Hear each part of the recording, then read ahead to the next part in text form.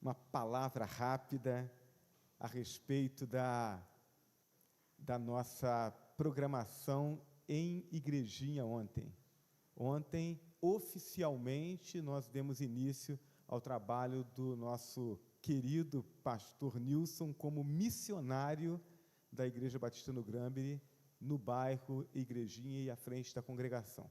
Também demos início oficialmente à implementação do projeto Viver lá em Igrejinha.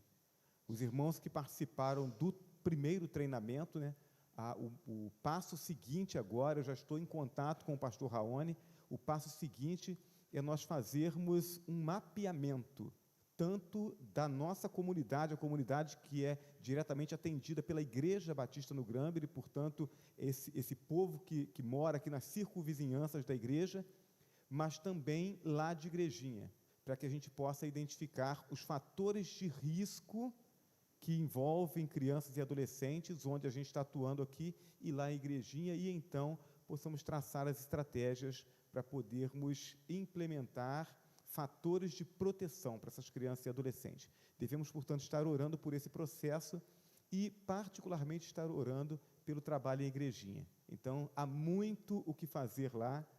Nós temos, portanto, agora um missionário responsável para nos dar, fazer com que aquilo que a gente deseja que aconteça, de fato, seja implementado lá, mas precisamos ter a compreensão seguinte: em Igrejinha não é apenas um programa que traz uma filosofia de trabalho, é um projeto que tem como objetivo atender, inclusive, às necessidades materiais daquele povo, daquela comunidade. Então, a gente precisa, para que isso efetivamente aconteça, para que tudo aquilo que um projeto precisa fazer acontecer, que efetivamente aconteça lá, a gente precisa olhar para nós e fazer a seguinte pergunta: o que eu tenho de recurso, seja recurso material, seja recurso em termos de conhecimento, de habilidade, e que eu posso colocar à disposição daquele projeto? Então, talvez você diga assim: pastor, eu não tenho tanto recurso, mas eu entendo um pouco de matemática. Tem uma turminha lá que vai precisar de aula de reforço de matemática. Então, se você puder separar um horário na semana para ir lá e ajudar aquelas crianças, você estará abençoando. Então, são perguntas simples, com respostas simples como essa, que vão certamente ajudar a promover aquele trabalho. Talvez a gente tenha entre nós aqui, ou entre os nossos conhecidos, alguém que sabe dar aula de balé. Tem um monte de meninas lá que eu tenho certeza que vão amar ter aula de balé. Então, se a pessoa pode separar 1 hora na semana para estar lá, dando essa atenção, vai estar abençoando aquele projeto. São essas perguntas que nós precisamos fazer, não apenas o nosso recurso. Eu tenho dito que a Igreja de Cristo, ela precisa estar sensível às necessidades da sua comunidade. E mesmo quando nós não temos em nós mesmos ou em nossa igreja os recursos para suprir essas necessidades, nós podemos ser a ferramenta que faz com que o recurso que está em outro lugar chegue a essa pessoa, ou que essa pessoa tome conhecimento de onde está aquele recurso para que ela possa fazer uso dele. Então, quando fazemos isso, estamos cumprindo a nossa missão nesse mundo de comunicar a compaixão e a graça de Deus às pessoas. Então, ore por isso, faça essa pergunta para você, e então certamente Deus usará a sua vida para fazer prosperar o trabalho lá e também aqui, para a glória do nosso Deus. Amém? Acredito que todos já estejam informados, né? Mas desde ontem o aplicativo da igreja já está disponível. Então, o link está lá no grupo Frutifique. O irmão Luciano ficou de imprimir ou de mandar para alguém imprimir, talvez tenha mandado para mim mesmo, né? E eu não tenha me atentado para isso ainda, vou dar uma olhadinha depois, mas imprimir o QR Code, para a gente colocar aí, e o pessoal poder pegar com o celular, né? Então, ter essa coisa fácil para a gente. E qual é a grande utilidade desse aplicativo? Tudo aquilo que a igreja produzir de conteúdo tudo aquilo que a igreja estiver planejando fazer em termos de projeto, de reunião, de confraternização, de passeio, tudo aquilo que a igreja estiver planejando estará no aplicativo e você vai ter essa informação em tempo real. Inclusive, as nossas transmissões, elas estarão em tempo real, ao vivo, no aplicativo. Eu tive essa experiência no ministério anterior. Nós temos um casal de irmãos que moravam em Valência e agora estão morando em Beberibe. Beberibe é uma cidade do interior do Nordeste. E essa pessoa, ou esse casal, assistia a transmissão dos cultos lá da Igreja Batista Memorial no Canteiro pelo aplicativo e dizia que era mais fácil do que acessar pelo YouTube. Então, temos essa ferramenta em mãos. Os departamentos, os ministérios têm uma ferramenta extraordinária. A gente vai, a seu tempo, estar trazendo treinamento, orientação para cada líder de ministério, mas é uma ferramenta extraordinária para fazer com que você consiga gerir melhor as informações dentro do seu ministério, dentro do seu departamento, e, inclusive, faz com que o restante da liderança da igreja, aqueles que devem saber, tenham essa informação também de forma rápida. Então, se você ainda não se cadastrou, não baixou o aplicativo, faça isso, preencha seus dados e comece a utilizar essa ferramenta, isso vai abençoar você. E estando inscrito, estando cadastrado lá, você também ajuda o restante da liderança da igreja, porque a gente tem as informações, né, e a partir de agora, se todos estiverem cadastrados, a gente não vai ter mais aquela dificuldade, por exemplo, de alguém chegar e falar assim, quantos membros a igreja tem mesmo? Deixa eu ver, é 100, é 120, não sei. A gente não vai ter dificuldade de responder quantos são os novos convertidos da igreja, a gente não vai ter dificuldade. Quem são as pessoas que têm visitado? Quantos são os adolescentes? A gente quer fazer um trabalho com a terceira idade. Quantas pessoas da terceira idade tem na igreja? Se a gente tem esses dados preenchidos, a gente vai ter tudo isso em mão, em tempo real, é muito mais fácil de trabalhar. Então, com a colaboração de cada membro da igreja, nós estaremos fazendo um trabalho muito melhor para a glória do nosso Deus. Amém? Pois não?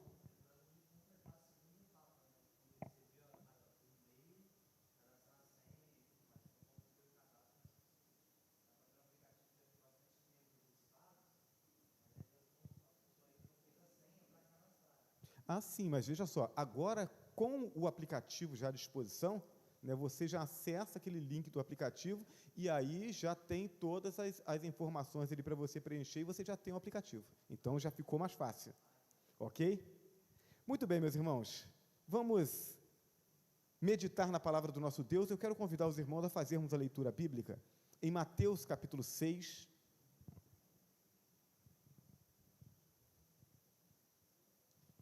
Evangelho de Mateus, capítulo 6,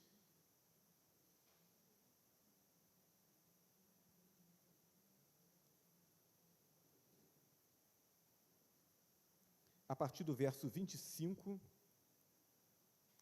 até o verso 34.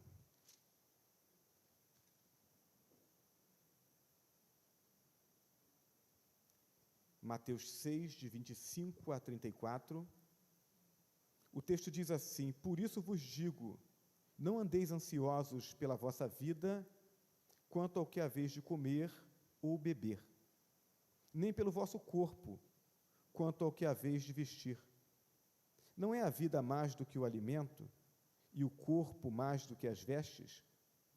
Observai as aves do céu, não semeiam, não colhem, nem ajuntam em celeiros. Contudo, o vosso Pai Celeste as sustenta. Porventura não valeis vós muito mais do que as aves? Qual de vós, por ansioso que esteja, pode acrescentar um côvado ao curso da sua vida? E por que andais ansiosos quanto ao vestuário? Considerai como crescem os lírios do campo. Eles não trabalham nem fiam. Eu, contudo, vos afirmo que nem Salomão, em toda a sua glória, se vestiu como qualquer deles. Ora, se Deus veste assim a erva do campo, que hoje existe e amanhã é lançada no forno, quanto mais a vós outros, homens de pequena fé. Portanto, não vos inquieteis dizendo que comeremos, que beberemos ou com que nos vestiremos, porque os gentios é que procuram todas essas coisas, pois o vosso Pai Celeste sabe que necessitais de todas elas. Buscai, pois, em primeiro lugar o seu reino e a sua justiça, e todas estas coisas vos serão acrescentadas. Portanto, não vos inquieteis com o dia de amanhã, pois o amanhã trará os seus cuidados. Basta o dia o seu próprio mal. Que Deus abençoe a leitura da sua palavra. Amém? Vamos orar. Deus Todo-Poderoso, te pedimos em nome de Jesus que nos ajude a entender esse texto e a abraçar para nós os ensinos que o Senhor quer nos trazer nessa manhã. E que isso ajuste a nossa bússola e nos faça caminhar na direção certa, priorizando as coisas certas e permitindo, então, que aquilo que o Senhor tem planejado para nós, a alegria, a paz que o Senhor tem planejado para nós, no curso do nosso serviço ao Senhor, no curso da nossa batalha pelo Teu reino, que de fato possamos experimentar isso. Fala o nosso coração, então, nessa manhã, nós oramos em nome de Jesus. Amém? Eu quero pensar com os irmãos sobre o tema chamados para descansar. Deus nos chama para descansar. Mas aí a gente pensa assim, espera aí, tem certeza que Deus quer a gente descansando? O que significa isso? Quando a gente pensa no ministério pastoral, e aí o pastor diz que tem folga na segunda-feira, mas via de regra a gente está atendendo os irmãos no WhatsApp, a gente está indo resolver alguma coisa, vem na igreja, às vezes faz visita na segunda-feira, mas não era folga, mas né, nem sempre a coisa funciona como deveria funcionar. E aí a gente olha para o campo missionário, e o missionário está lá, corre para cima, corre para baixo, sobe morro, atravessa rio, e constrói tenda, dependendo do lugar em que ele está, foge de perseguição, né, esconde atrás do muro, né, pensei agora no pastor Raoni, lá no Chapadão. Como é que descansa? Que descanso é esse? Essa semana mesmo, pensando lá na programação, no culto em igrejinha, e aí foi uma correria só a semana inteira, organiza o trabalho e aluga som, e como é que faz, qual o som que serve, qual que não serve, vem aqui, pega alguma coisa da igreja para levar, entra em contato com o carro de som lá para poder anunciar a programação no bairro, e viabiliza a ida do grupo de louvor, quem pode, quem não pode, semana inteira nessa correria, arruma van, vê quem vai, quem não vai, coral, uma correria só. Aí leva para lá, o pessoal que foi, já foi mais cedo, 5 horas da tarde, a turma já estava lá para poder organizar, e aí depois tem que trazer as coisas de volta. Como assim descansar? Como é que faz esse negócio de descansar? E aí a gente precisa pensar no que a Bíblia está nos propondo com esse tema. O nosso maior cansaço não é físico. E a gente não tem dificuldade de entender isso. A gente corre a semana inteira, o mês inteiro, o ano inteiro, e aí tira férias. Ou então tira um dia de folga. Não, vou tirar um dia de folga para descansar. Aí tira o dia de folga, vai fazer o quê? Vai jogar futebol. Como assim? Não era para descansar? Vai fazer trilha. É porque o nosso maior cansaço não é físico. O maior cansaço nosso é o cansaço da alma. Uma alma insatisfeita, insegura, infeliz. Alma que não descansa quando tudo falta. porque está desesperada querendo ter aquilo que está faltando, mas que também não descansa quando tem tudo, porque não descansa com medo de amanhã faltar aquilo que tem. Alma que não conhece ou não consegue confiar no seu Criador e Salvador. É desse cansaço que a gente está falando. Há um texto que ilustra bem esse estado de falta de confiança, de ansiedade ou de falta do sentido do valor. Esse texto diz assim: certo dia, um aluno procurou seu professor e disse: professor, me sinto tão pouca coisa, não tenho forças para fazer nada. Dizem que não faço nada bem, que sou lerdo e muito idiota. Como posso melhorar? Que posso fazer para que me valorizem mais? O professor, sem olhar para ele, lhe disse: se você me ajudar, posso resolver seu problema. E ele respondeu: claro, professor. E o professor retirou um anel que usava no dedo, deu ao garoto e disse: vá ao mercado e venda esse anel, mas não aceite menos que uma moeda de ouro. O garoto foi ao mercado, mas quando mencionava o valor, as pessoas riam e saíam sem ao menos olhar para ele. Sem nada conseguir, o jovem voltou e disse ao professor: sinto muito, mas é impossível conseguir o que pediu. Acho que não podemos enganar ninguém sobre o valor desse anel. O professor lhe disse então: é verdade, devemos primeiro saber o valor do anel. Então, vá a um joalheiro. Quem melhor para saber o valor exato do anel?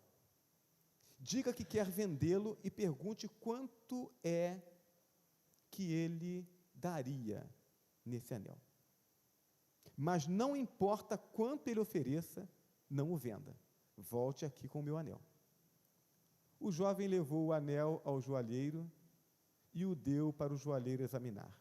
Esse examinou o anel, olhou com a lupa, pesou, avaliou e disse: diga ao seu professor que se ele quiser vendê-lo agora, não posso dar mais do que 58 moedas de ouro.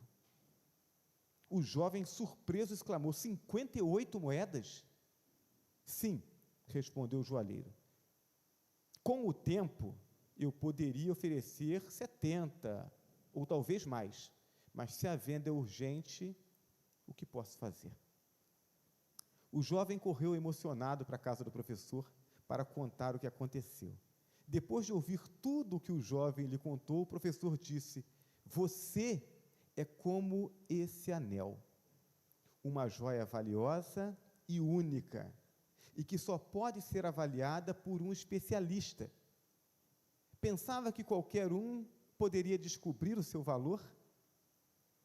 Todos somos como essa joia preciosa e únicos, mas andamos pelos mercados esperando que pessoas inexperientes nos valorizem. O que nós precisamos, meus irmãos, é entender que o homem mais experiente do universo tinha certeza do nosso valor. Ele tinha tanta certeza que ele deu a vida dele para nos comprar. Nós temos valor. Então, precisamos aprender a descansar. Jesus nos chama para descansar. Descanse em relação às suas necessidades básicas. Versos 25 e 26, o texto diz assim: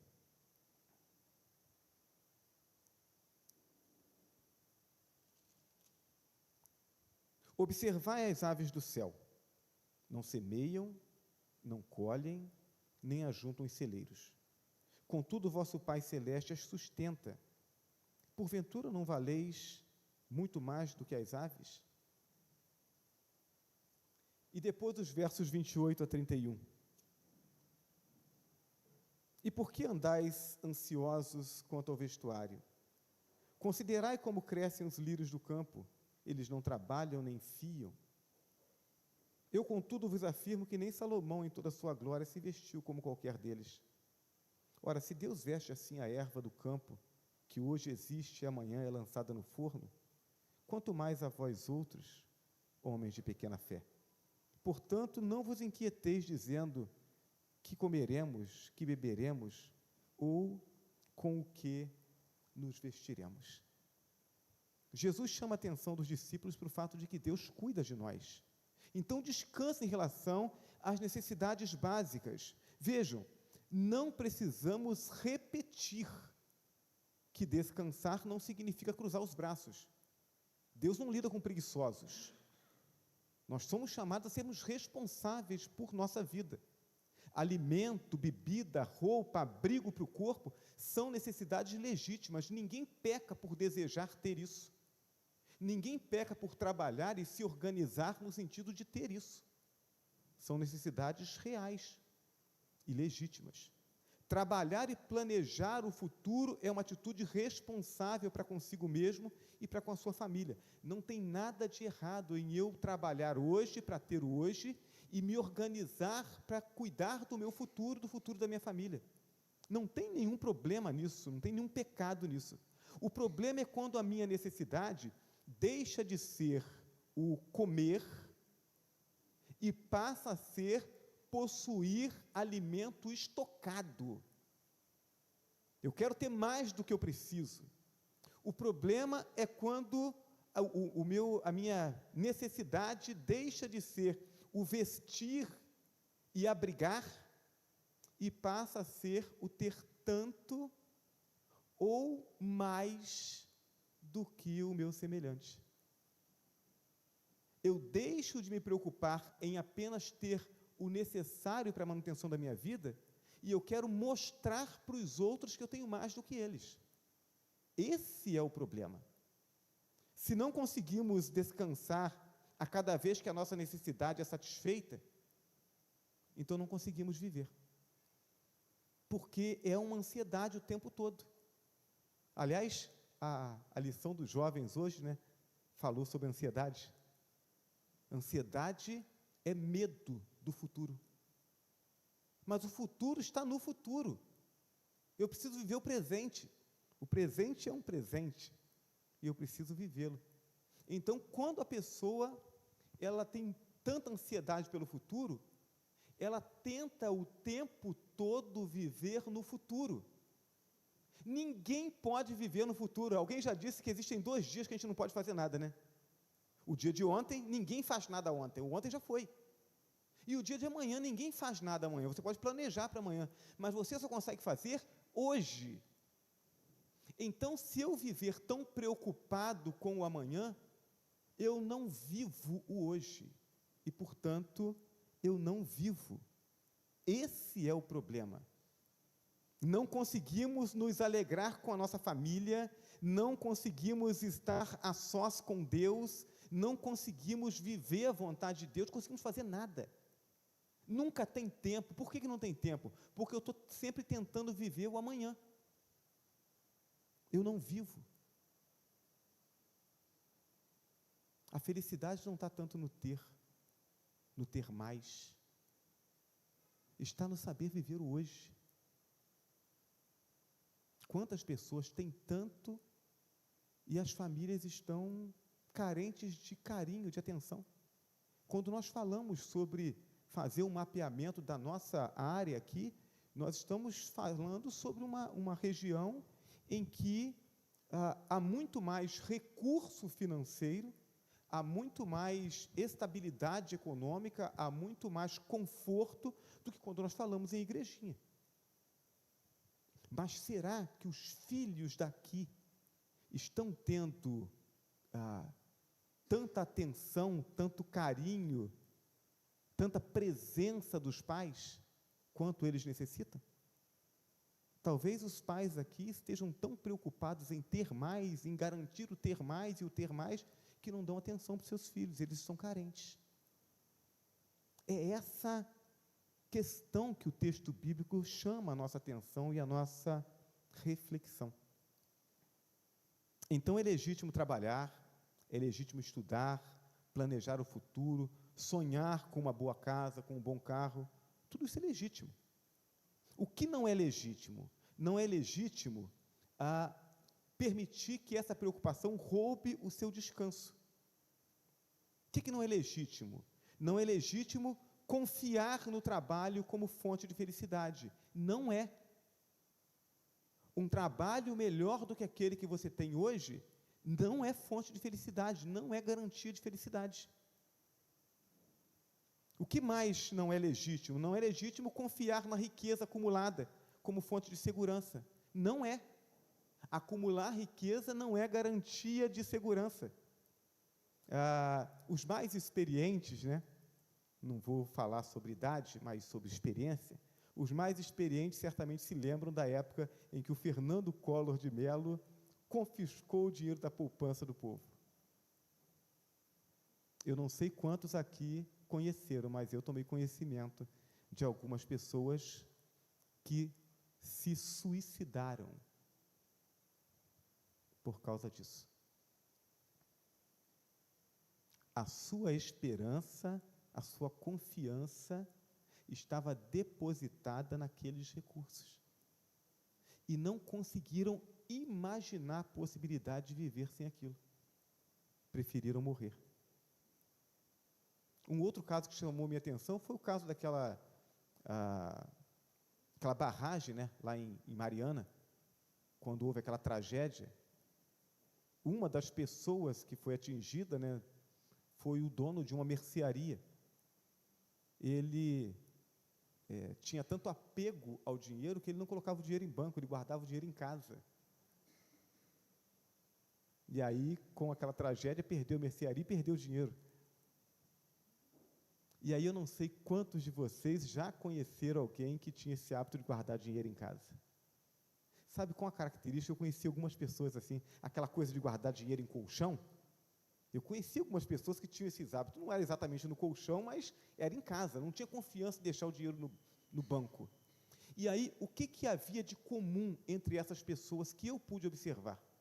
Eram pessoas que tinham recursos, né, o trabalho delas possibilitava que elas tivessem a sua necessidade suprida no seu dia a dia e sobrava dinheiro.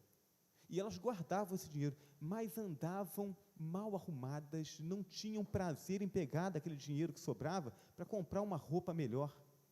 Se alimentavam mal, não tinham prazer em pegar daquele dinheiro que sobrava para comer melhor. Não tinham prazer em viver melhor, porque o prazer deles estava em guardar aquele dinheiro. E, via de regra, essas pessoas perdiam dinheiro. Se não perdesse por algum acidente, por um roubo, perdia porque desvalorizava, né? Então, isso não é o legítimo. O que mais não é legítimo? Não é legítimo sonhar com a casa que não serve para abrigar, mas para ostentar. Né? É aquela pessoa que é o esposo, a esposa e um filho, e constrói uma casa com 6 quartos.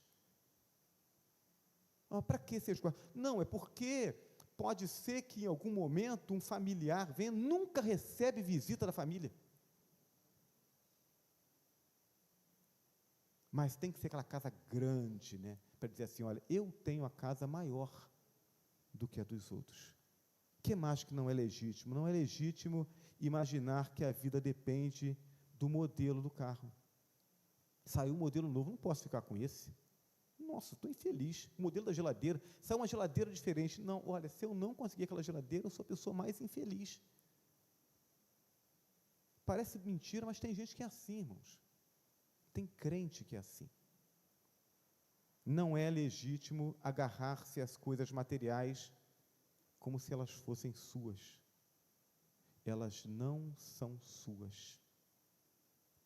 Você paga imposto por todas elas. E se você deixar de pagar, o governo te toma. É sua? Não, não é sua. E quando você morrer, você não leva. então essas coisas não são suas. Tudo que tem aqui pertence a Deus, foi Ele quem criou. E deve ser usado segundo a vontade dEle. Se eu não entender isso, eu vivo mal. Quando descansamos em Deus, nós produzimos mais, sem perdermos o rumo da vida. Somos chamados, portanto, para descansar. E você precisa descansar em relação às suas necessidades básicas. Deus está cuidando de você.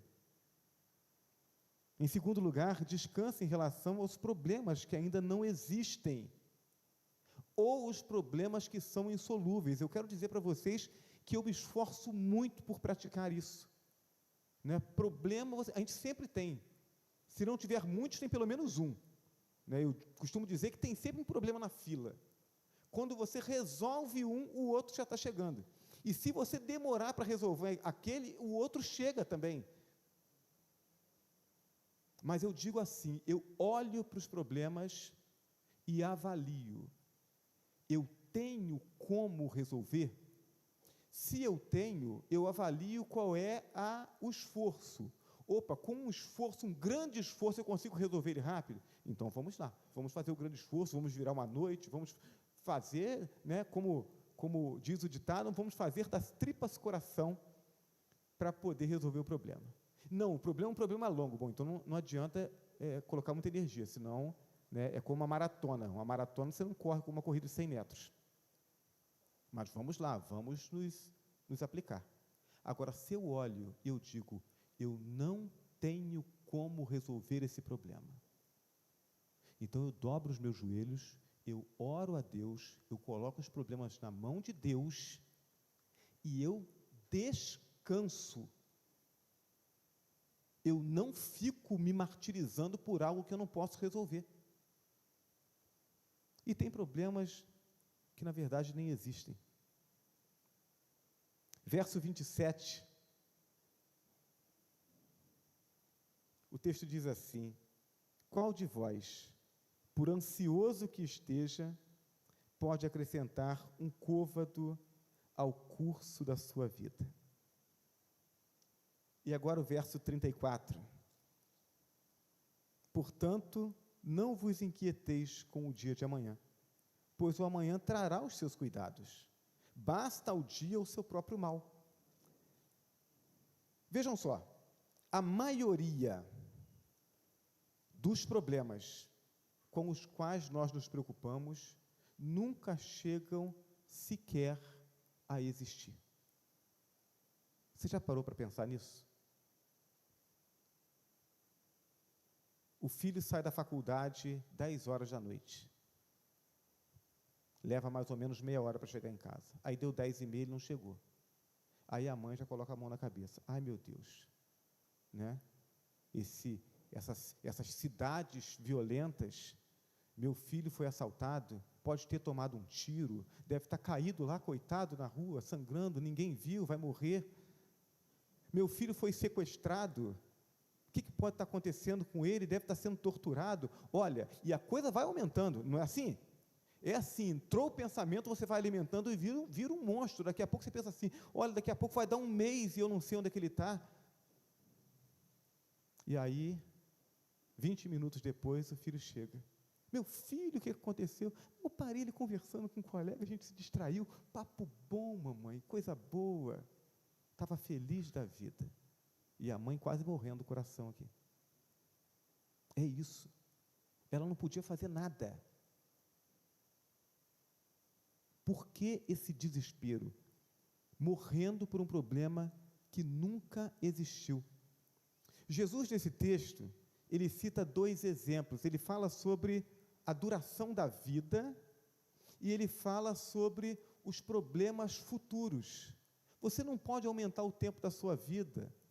Você não pode resolver o problema que ainda não existe. É isso que ele está falando. Está dizendo que essas preocupações são desnecessárias. A primeira delas, porque é impossível viver mais do que o tempo determinado para a sua morte. Não dá para fazer isso, você pode abreviar. A Bíblia diz que os filhos que obedecem, que honram os pais, eles vivem mais. É porque aumenta o tempo de vida? Não, é porque quem desobedece e faz besteira, coloca a vida em risco, morre antes. Não, ninguém vai antes do tempo. Vai, irmãos, vai sim. Então, é preciso entender isso, mas a gente não consegue passar do tempo que foi determinado. A gente não consegue fazer essas coisas funcionarem assim, por mais que a gente se preocupe. Não dá para, com muita ansiedade, ficar mais bonito, né? A gente lembra daquela piada, né, do sobrinho com a tia, né? A tia está lá, passa creme na cara um dia, passa no outro dia, e aí o sobrinho pergunta, por que você passa creme assim? Ela diz, para ficar bonita. E aí ele responde, mas por que não fica? Então, são coisas de criança, né? Vai conversar com criança, essas coisas que dá. Então, não dá, gente, para ficar mais bonito, não dá para ficar mais novo, não tem jeito, não dá para crescer cabelo, né? Eu fico assim, preocupado com essas câmeras aqui na igreja, que ficam todas no alto. Tem que colocar essas câmeras mais ou menos na altura da cabeça, assim, porque elas denunciam a gente, né? Não tem jeito, são coisas que a gente não consegue resolver, não adianta ficar ansioso. Acho que se ficar ansioso a coisa piora, né? Então, qual é a segunda coisa que Jesus diz? Não dá para você ficar preocupado com o futuro, com os problemas que não existem ainda, ou que talvez nunca cheguem a existir. O grande problema de quem vive assim, nessa preocupação, é que ele não se permite relaxar, meditar nas coisas de Deus, investir tempo em si mesmo, em seu crescimento espiritual. A pessoa não se permite. Algumas pessoas adotaram a ansiedade como um estilo de vida e permanecem agitadas mesmo quando não há motivo. Pessoas que fabricam problemas. Houve um tempo em que eu vivia assim. Tinha tanta coisa que eu tinha que fazer, que o dia em que não tinha nada para fazer, eu ficava assim, meu Deus, eu estou esquecendo de alguma coisa, né? Eu estou parado aqui, eu estou preguiçoso, eu tenho que estar fazendo. Uma agitação, não conseguia parar, que coisa terrível, isso adoece a gente. Só que tem gente que escolheu isso como estilo de vida. Então, se não tem nada para fazer, inventa. Se não tem nada para se preocupar, se preocupa com o fato de não ter nada para se preocupar. Não vive. Deus nos fez capazes de sentirmos alegria. Deus nos fez capazes de compartilharmos sentimentos e experiências. Deus nos fez capazes de apreciarmos a beleza e o aroma das flores. E a gente passa a vida sem fazer isso. Por que a gente faz isso? Deus nos fez capazes de apreciar a beleza do céu.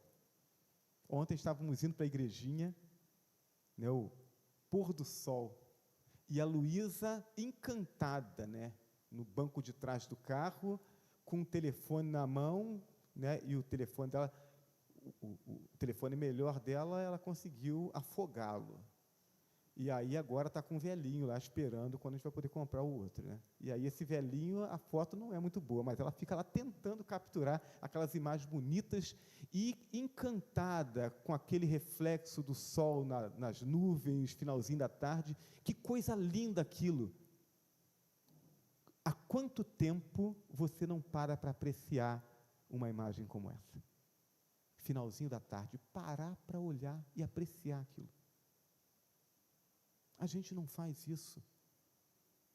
Que coisa terrível. Deus fez isso para a gente, para que a gente possa ver isso e reconhecer a glória dEle. Deus nos fez capazes de ouvir a sua voz sem usar os nossos ouvidos. Aquela voz que a gente ouve quando a gente está meditando.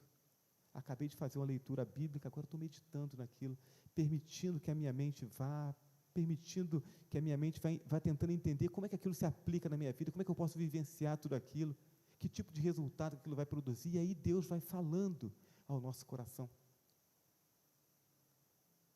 Deus nos fez capazes de falar com Ele e com os nossos irmãos, sem usarmos os lábios.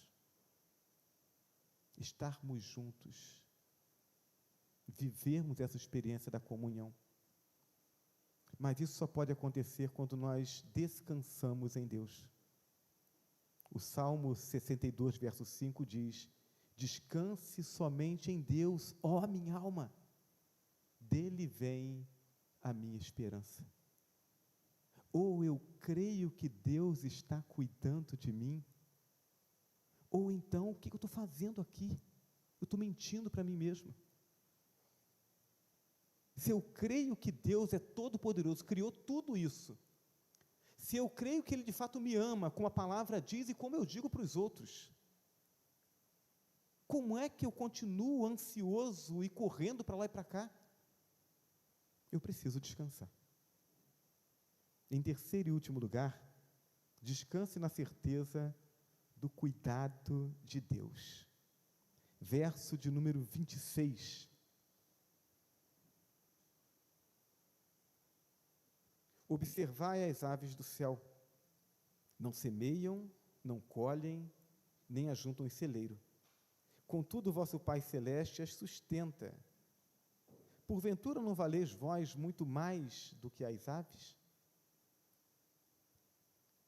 Eu fico pensando em Jesus falando isso para os discípulos ali, depois de eles manifestarem essa ansiedade toda, e Jesus dizendo: espera aí, eu estou caminhando com vocês esse tempo, estou cuidando de vocês, estou revelando o amor do Pai a vocês, e vocês estão preocupados se vai ter comida amanhã?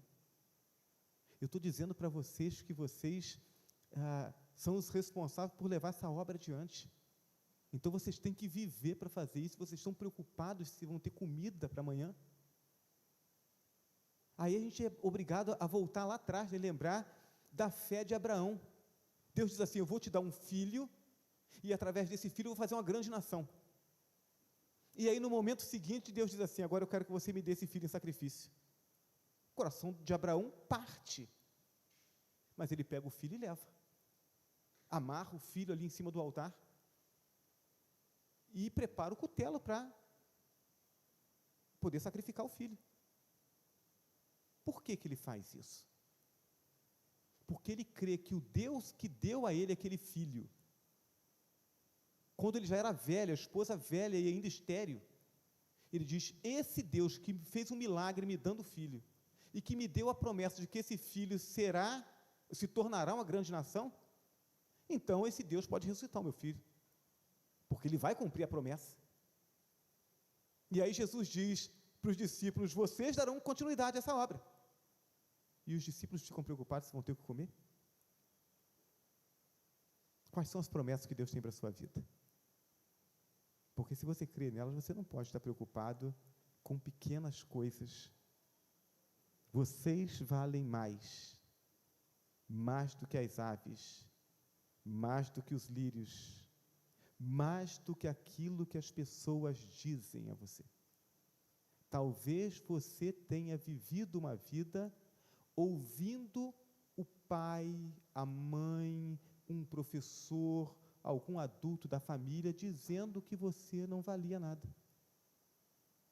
Eu conheço uma jovem senhora que ela passou a infância inteira ouvindo a mãe dizer para ela: depois que você entrou na minha barriga, você acabou com a minha vida.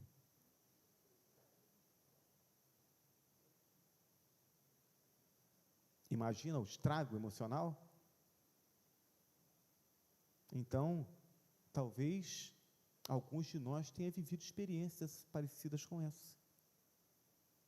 Aquela mãe completamente ignorante com relação às questões de Deus. Mas essa jovem senhora, embora não amada pela mãe, uma pessoa doente que certamente precisa de tratamento, ainda é viva. Mas essa jovem é preciosa para Deus. Deus sabe o valor da alma dela. E Deus tem cuidado dela. Graças a Deus, crente em Jesus Cristo. Então, é preciso que a gente repense isso. Não importa o que os outros digam de nós, importa o que Deus diz de nós. É preciso conhecer mais da Escritura. Você só saberá o quanto Deus ama você se você conhecer a revelação dEle. Nós já fomos conhecidos como os Bíblia. Por quê? Porque crente batista, ao longo dos anos, era assim. Qualquer questão tinha resposta bíblica. Qualquer problema que fosse apresentado tinha resposta bíblica. Olha, a Bíblia diz assim, a palavra de Deus diz assim. Esses são os Bíblia. Tudo é Bíblia. Povo que conhecia a Bíblia. Hoje, os evangélicos, não só os batistas, infelizmente também muitos batistas, são marcados pelo analfabetismo bíblico. Não sabe nem encontrar os livros da Bíblia, que dirá dar respostas às grandes questões dos nossos dias. É preciso conhecer as Escrituras. Em João capítulo 5, verso 39, Jesus diz assim: examinais as Escrituras, porque vós cuidais ter nelas a vida eterna, e são elas que de mim testificam. Ele estava falando para os líderes religiosos: vocês dizem e têm a expectativa de que a vida eterna está no conhecimento da lei, mas vocês mesmos não conhecem, porque se conhecessem, veriam que essa palavra fala a respeito de mim. Se a gente quiser conhecer aquilo que a Bíblia fala sobre Deus e sobre nós, a gente precisa ler a Bíblia. Quando examinamos a Bíblia, conhecemos mais sobre Deus, o seu poder, o seu amor, o seu cuidado, a sua graça. E quando lemos a Bíblia, conhecemos mais sobre nós. Nós descobrimos, sim, estampado como um espelho, que nós somos pecadores, miseráveis, mas amados por Deus.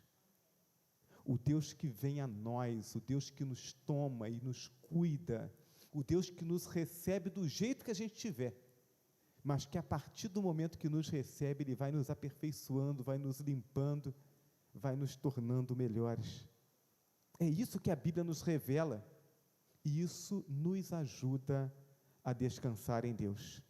Se fizermos o que nos cabe, o que implica, sim, em trabalhar, em estudar, em cuidar da família, em cuidar da manutenção dos nossos trabalhos na igreja, que é o corpo de Cristo, a agência de Deus para promover a sua glória e a salvação de almas. Se nós fizermos aquilo que nos cabe, cumprirmos com a nossa responsabilidade, cuidarmos do reino de Deus, Deus nos dará o que precisamos enquanto estivermos dormindo. O Salmo 127, verso 2 diz isso, né? Será inútil levantar cedo e dormir tarde, trabalhando arduamente por alimento. O Senhor concede o sono a quem o ama. Pode descansar, meu filho. Descanso necessário. Depois trabalha, mas trabalha com alegria, porque o necessário você terá. É essa promessa. Deus quer que a gente viva com alegria, com saúde. Quando nós fazemos apenas a nossa parte e deixamos Deus fazer a dele, nós descansamos. Dá tempo para fazer tudo? Não, não dá tempo para fazer tudo. Então vamos fazer a nossa parte e vamos fazer aquilo que é realmente necessário. Não que é importante, tem um monte de coisa importante, irmãos, mas poucas coisas são realmente necessárias. Então vamos fazer a nossa parte e deixar Deus fazer a dele. O problema é quando a gente quer fazer a parte de Deus. Não dá para fazer a parte de Deus. Eu já vivi esse negócio chamado síndrome de Deus. Você corre igual um desesperado a semana inteira, levanta cedo, dorme tarde, quase que emenda a hora que vai dormir com a hora que quer acordar, e aí chega no final da semana, depois que fez tudo, você chega em casa com aquele aperto no coração, aquele sentimento de culpa, porque você não visitou tanto quanto precisava, você não preparou o material que precisava, você não atendeu a todas as pessoas que queriam. Você se mata e fica infeliz. Graças a Deus me curei disso. Não sou Deus.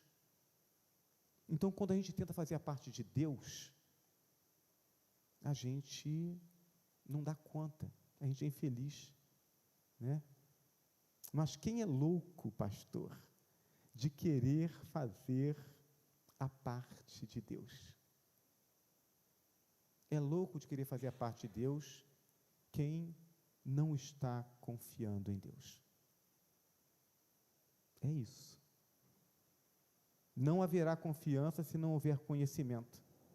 Não haverá conhecimento enquanto não houver entrega e dedicação de tempo a Deus. Não vou fazer minha devocional de 1 hora pela manhã, porque se eu fizer de meia hora, as outras meia hora eu consigo fazer uma leitura aqui de um negócio que eu tenho que fazer, um trabalho que eu tenho que apresentar.